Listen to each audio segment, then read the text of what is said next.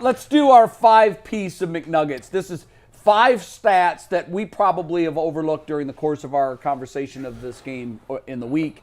And McNuggets goes to 7,000 different websites to find these. I don't know where you come up with these, but I have a lot of fun doing this. You've done a great job with this. Today's 5-pack of McNuggets is brought to you by FanDuel, the #1 sportsbook in America. Right now, brand new customers get $150 in bonus bets with any winning $5 moneyline bet. That's $150 if your team wins.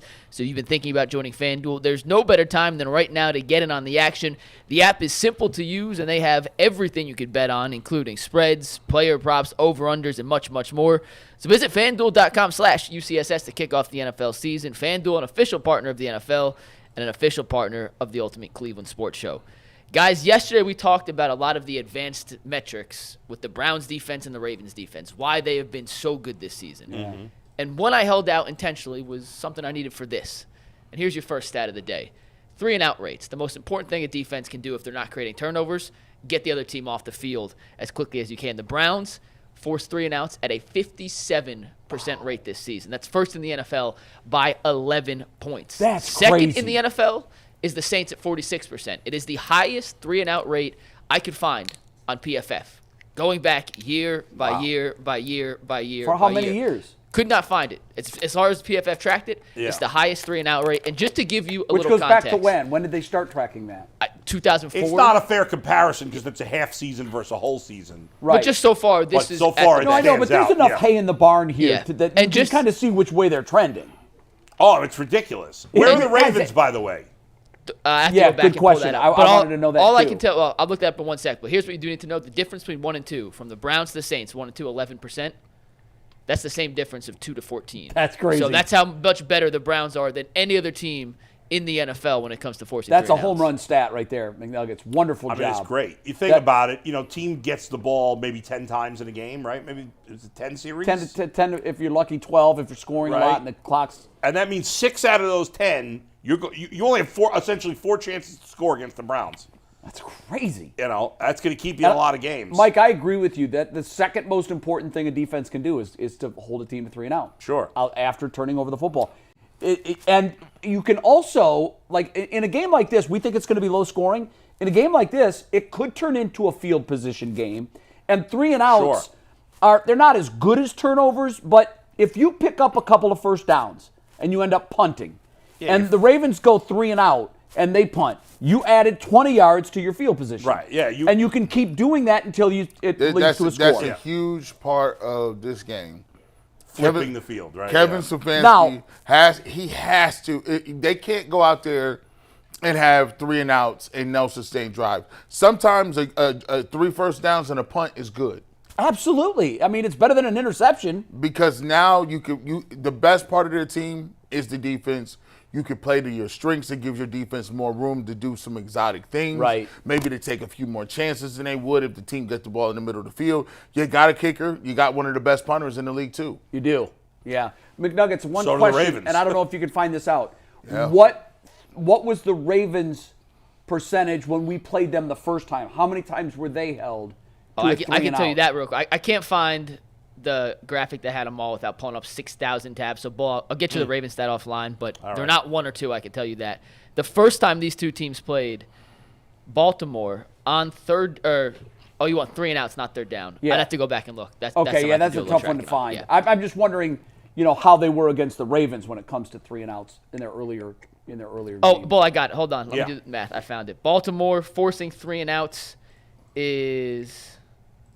they're there. 1, 2, 3, 4, 5, 6, 7, 8. They're 10th.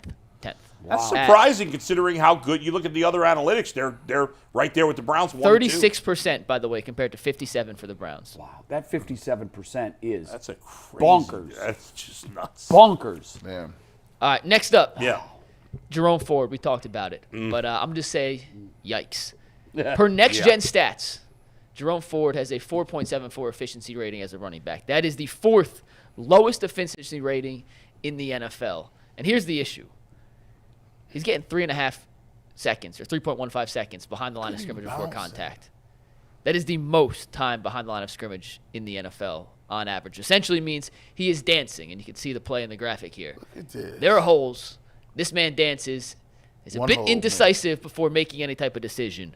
The only running backs in the league less efficient than Jerome Ford this season, Cam Akers, who's been horrendous, Tyler Algier, who has not been good, had a great rookie season last year. Algier, who was great last year, not good this year, and Damian Pierce, who's been an atrocity for the Houston Texans. What's crazy about Algier, before we get to Ford, is that they drafted Bijan Robinson, 8th overall, and they're using Algier more.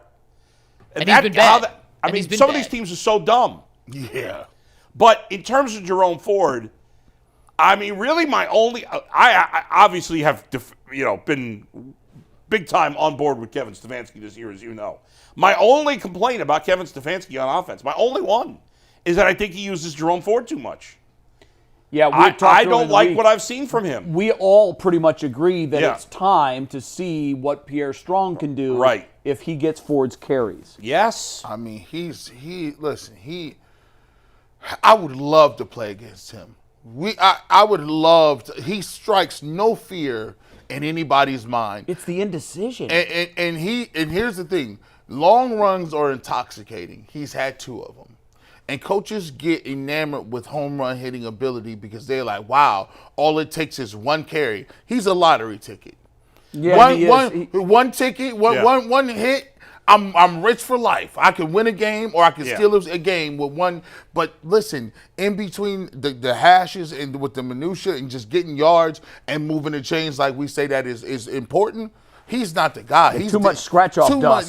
Too much all in your jeans. It's ruining everything. And this is the worst team for Jerome Ford because if you're running side to side against the Ravens, I mean, their ball pursuit is incredible. Well, and they have the best they have one or two best linebacking groups in the league. I mean, they're so fast. And Hamilton is a linebacker. Yeah, I mean they got all these fast guys. Marlon Humphrey is a hitter. There's something to be said for patience, because I think patience is important, but he's overdoing it. Yes. Like a lot of times the patience is, let me see where a hole opens and then you go through it.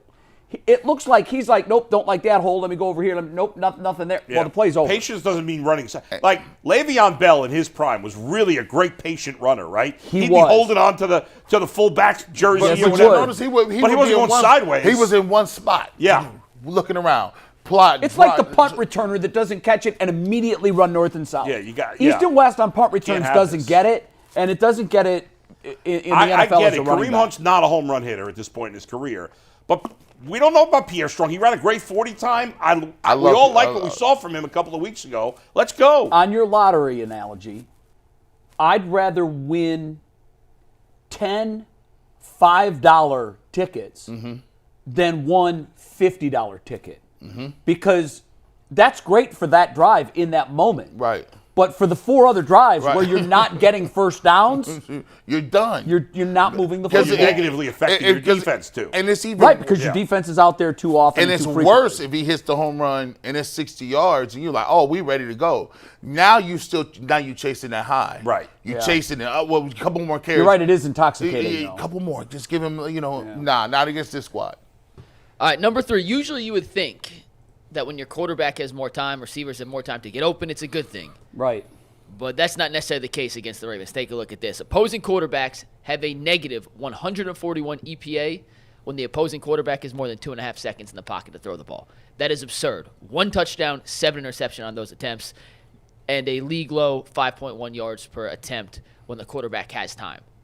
Their cornerbacks are sticky. Their safeties are everywhere. Second lowest in the league, Jacksonville at minus 76.5. They're twice as good, essentially, as any team when the quarterback isn't getting the ball out quick.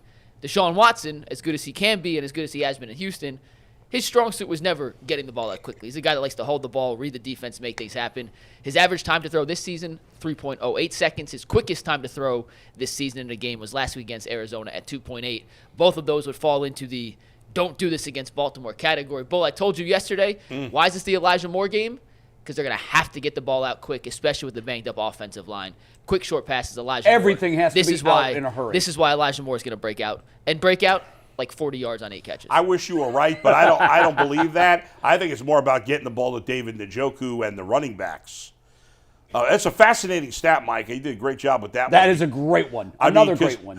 That's crazy. I'm trying to think about what that means. Why are the Ravens so good And I guess because they have so much team speed on defense, that maybe when things are breaking down at the end and all of a sudden at the corner of his eye, the quarterback's like, oh, I got somebody, and the play's broken down, but the Ravens can make up that ground on defense better than most teams can. How many interceptions do the Browns have on the season?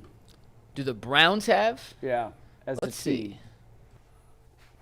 Trying to do the mental math. 5? Denzel has 2. Geno Stone may have more than the entire Browns team. Probably. Can you show me that play again? You put your graphic up They have there. 7, by the way. Okay, so 7? they've got one more than Geno Stone has by himself. They have one more than Geno Stone, Throw that correct. graphic, throw that play up there again, and I'll tell you exactly why it happens. Look at them. They're in this mug technique. How many guys are in the line of scrimmage? Well, there has to be 7. There's looks like 7. They drop 3 back, right? Right. So what you do is when you have 7 guys at the line of scrimmage, mug technique, which is your linebackers up in the A gaps. Now you got to change your protection scheme, and now you got to get rid of the ball quickly because you don't know who's coming. Now look at it. Now when you get a clean picture, you don't know who's coming and where you're throwing. So now most quarterbacks are throwing with anticipation. And if you're trying to throw with anticipation and you don't know where anybody's going to be at, it's going to cause you interceptions. And it speeds your clock up because now guys are coming free because they're just fooling you based on alignment. Like, hey, I can show up right here in this A gap. Well, you're going to block the right guy. And so for the Browns, this is a big time thing because you already got Jed Wills out. DeJuan Jones is at practices, so that means both of your tackles are going to have to diagnose who they're coming, guys moving around, You're twist changing text. pass pro a lot. You change your pass pro, and now Deshaun Watson is a guy who has not been throwing the ball a lot.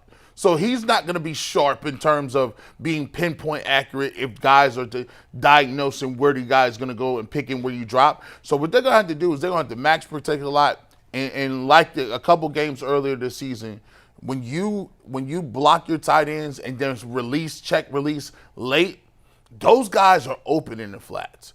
A lot of what they're going to do, like Bull said, your running backs, your tight ends are going to be the guys that are going to be able to work with you. Chip and catch. Yep. And get it to him quick. Deshaun has been when I watched all 22, he's been holding a little too long. Give your guy an opportunity to catch the ball and make a guy miss. Don't give it to him. Don't put it on him and the guy's right next to him. Right. Get it to him early so he can make something happen. I think it's a big part of how they're going to move the football. They're not going to be able to move downfield with all these deep passing attacks. All right, next up, the biggest stride Lamar has made this season, which is taking him from a good quarterback back into the MVP conversation, is how he's handled pressure.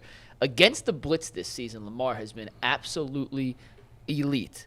On the year, he's 38 of 67 passing when blitzed / under pressure for 669 yards, 5 touchdowns, 1 interception. He has an 11.8 big-time throw percentage. That's a typo, my bad. Percentage under pressure. That's best in the NFL by 2%. When we did this, the first time we did this, I talked about how bad he was historically against pressure. Well, it's been the opposite this year. I don't know if it's Todd Monken. I don't know if it's Lamar just becoming that next progression in his quarterback play, but he's been great under pressure this season, and we know the Browns. They don't blitz a lot, but they get pressure as well as any team in the league with 4 or 5 guys. It's been his Achilles heel previously. It's been what he's best against this year. So to me, this stat is the single thing you can point to as to the progression of Lamar Jackson. No doubt, yeah. And why he's having the kind of season he's Well, having. and it goes to the turnovers, right? We talked about him not turning the ball over. He's not being He's forced not into panicking bad in those throw. situations. Exactly. And I want to give kudos to whoever is responsible for this. And I don't know. Is it the OC? Is it the head coach? Is it Lamar just putting in all kinds of extra work? I've had baseball players tell me this before, and I know football players do it too. Every offseason, they go back and they say, what was my Achilles? Yeah. Was it, and I think we had a guy this year in Josh Naylor who his Achilles was red flashing lights. He can't hit left-handed pitching. Right. He went back into the lab, and he improved his batting average against versus left-handed pitching by over 100 points. He completely flipped that script. He did. I think Lamar Jackson should be applauded because I think he's done the same thing. He took his Achilles, and he's made it his strength, and that's scary for how good this Ravens team can be and how far they can go. I mean, the book on him was you get him under pressure, he's going to make a mistake. It's always been the book on him. That's why you never trusted him in a big spot. But so far this year, like you said, it's been the opposite. Yeah, I think you got to give Todd Monken, the OC, some credit. Yeah. But I think a lot of it goes to Lamar. I mean, and his progression as a player, no doubt. He's done a great job. He really has. Last one. I mentioned this guy's name a couple times. He is my, I guess, opponent crush of the week. But the matchup to watch this weekend in the trench, because the tackles are so iffy, is going to be Wyatt Teller versus Justin Madubuike. Last week against Arizona, Teller was stellar. 34 pass blocking snaps, 0 pressures allowed, 0 sacks. We didn't mention Madubuike in the top 10 draft. That's a big miss out of you guys. He has a sack in 6 straight games. It's a new Baltimore record. He has 7.5 on the season. That leads all NFL defensive tackles. He has 30 pressures this season. That's second in the NFL among defensive tackles. We did miss on his him. career high for an entire season is 32. He's got 30 through 9. He also beat Teller. You could see that for a sack in week 4. And when he plays Cleveland, he has a damn near 90 grade on PFF in 8 career games. 7 career games, excuse me. This guy has been everywhere on the field this year. It's his best season as a pro. The fact that and that's Justin a Madubuike record guy, for the Ravens, you got to mention that. 6 straight games with a sack, and to That's think crazy. that Ray Lewis never did it. All of the stalwart defensive linemen that they've had over the years, no Raven has ever had I wouldn't 6 have guessed straight. that. I wouldn't have either. But he's going That's to be impressive. yeah. I mean, the Browns, their interior of their line, if they don't hold up, the Browns are no way they're winning this game. And you don't like that matchup automatically because they're held together by Band-Aids right now. No, but I'm saying the middle of it. The guards in the center, those 3 guys, Batonio, Teller, and Pochit, they got to be great because there's already enough problems outside. Man, They got to be. You can't. If Watson's getting pressure in the middle, they're screwed. It's a really